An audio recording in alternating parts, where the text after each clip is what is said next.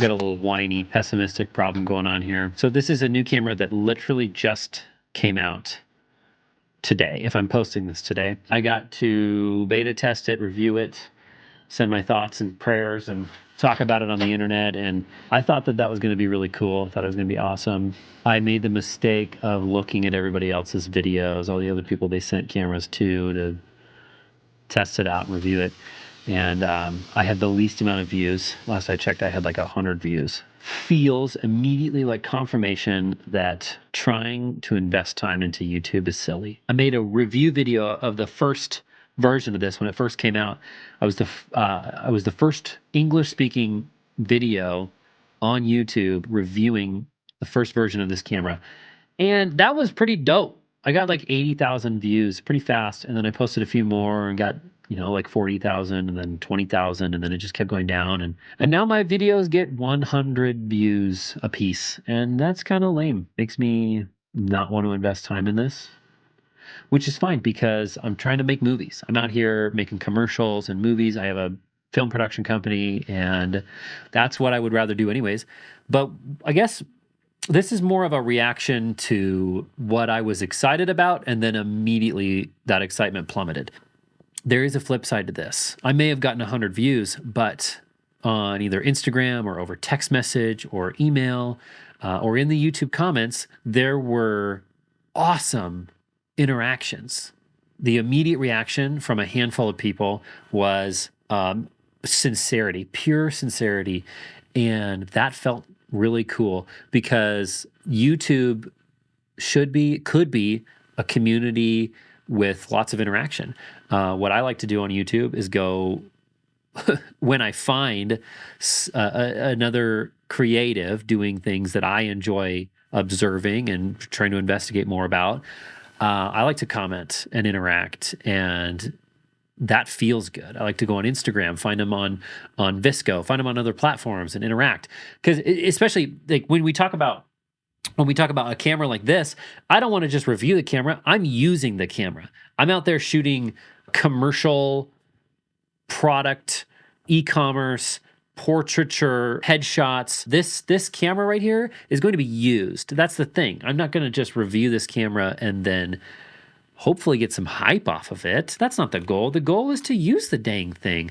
They sent me this camera to review and then use, and I'm using it. I need to go out and start using flash again. I need to get a good set of strobes so that I can elevate my portraiture. I'm struck by the insane contrast between the feeling of total loss because of minimal view numbers and the high of people excited to see something different on the internet. That's all I wanted to comment on. There's another moment that happened yesterday that connects to this as well. My main focus in my work life is my commercial film production company. We have a desire to make original content. That original content being movies, feature films, dramas that we are writing, and then episodic drama comedies that we are writing currently. One of the things that we have considered investing some time into are small webisodes or skits, comedies similar to Tim Robinson, I Think You Should Leave. And we talk about making these skits with a lot of production. We would like to cast them. We'd like to shoot it on the Alexa Mini LF, this camera right here. We'd like to really put a lot of production into them and make them look nice. That's the fun part. We enjoy the process. My beautiful, wonderful wife, who is extremely observant and knowledgeable in the world of marketing, pointed out that it might be worth it to try to produce those skits, just film them on our phones and do it just the two of us, because that's what's performing well on the internet. But my reaction to that was disgust. Yes, that stuff is performing well, but that's not what I want to do. That's not fun to me. Making a funny skit with my phone is not fun to me. What's fun to me is the film production. What's fun to me is lighting something, casting something. This is more of a commentary on like my conflict when it comes to making and posting videos on YouTube. I'm supposed to be editing something. There's a car dealership ad that I'm supposed to be updating the text and sending it over to the agency right now. I should be doing that right now. But instead, I'm recording a video for my YouTube channel that will probably get 100 views and still not help me meet the monetization levels that I'm supposed to meet in order to actually make a revenue off of this. What happens if I do meet that threshold of monetization? What happens then? Do I get paid $1? A super tiny amount, and then, if I don't get another 3,000 watch hours, if I don't maintain 3,000 watch hours, does that just go away and then I don't get to have another $1? That's where I'm at. That's my mental game right now. I feel like my work is not good enough to convince any of these brands to send me stuff. The only reason that I was sent this camera is because it's a niche system that draws in an odd creative like myself. And the first video I made on it got 80,000 views, which is not a whole lot. If you look at this grand scheme of YouTube, that's a small amount. And they sent me this knowing that my first video performed well, but I'm not able to pull it off again. This is kind of a complaining video, isn't it? I think I can just post a video every once in a while and get a bunch of views. No. I probably got to put a lot more work into this. I guess my question is, should I put more work into this? Should I try? What should I talk about? What should I attempt to discuss on this channel? Because I have no interest in making videos. Gary Vee says, document, don't create.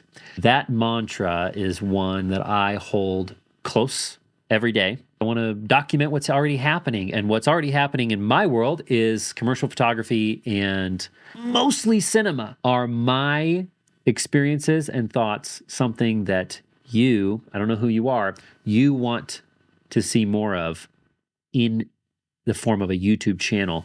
Long form videos, shorts. I don't know what I'm going to do for shorts.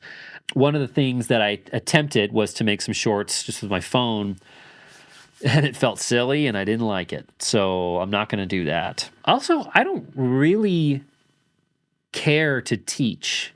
I'm interested in interacting with other artists, photographers, and cinematographers. I'm interested in interacting with people who already have an assumed level of competency in these industries. I myself am learning. One of my favorite YouTube channels and Patreon pages that I subscribe to is Wandering DP, Patrick O'Sullivan. I am learning heavily from Patrick O'Sullivan right now.